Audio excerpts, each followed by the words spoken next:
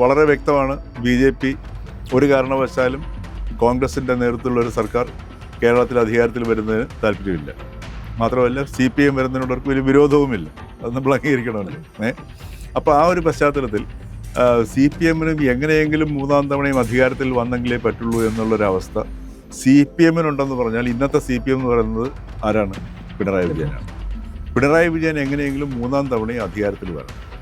അപ്പോൾ അത് പാർട്ടി എന്നുള്ളതിൽ നിന്ന് മുഖ്യമന്ത്രിയായ സ്ഥിതിക്ക് അദ്ദേഹത്തിൻ്റെ ആഗ്രഹം അതായതുകൊണ്ടും ഏത് അഡ്ജസ്റ്റ്മെൻറ്റുകൾക്കും CPM അല്ലെങ്കിൽ അതിൻ്റെ ലീഡർഷിപ്പ് ഇന്ന് തയ്യാറാവും. പക്ഷെ ഒരിക്കലും വിളക്കി ചേർക്കാൻ പറ്റാത്ത രണ്ട് ഗ്രൂപ്പാണ് BJP CPM. അതെ, അതാണ് അതിൻ്റെ ഏറ്റവും വലിയ അഡ്വാൻറ്റേജ്. ഉദാഹരണത്തിന് ഇപ്പോൾ കണ്ണൂർ ഈ സർക്കാർ അധികാരത്തിൽ വന്നതിന് ശേഷം എത്രയോ പേർ ഭാഗ്യവാന്മാരാണ്.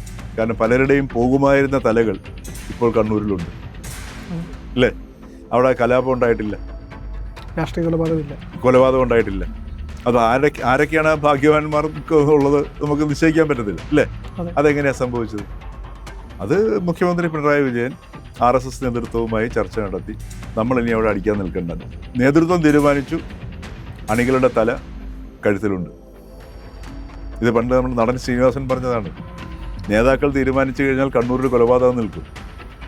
ഇവിടെ പിണറായി വിജയനും RSS നേതൃത്വവുമായിട്ട് തീരുമാനിച്ചു, ഒരുപാട് ഭാഗ്യവാന്മാരുടെ തലകൾ കണ്ണൂരിൽ കഴുത്തിന് മുകളിൽ ഇപ്പോഴും നിലനിൽക്കുന്നതിനാലാണ്.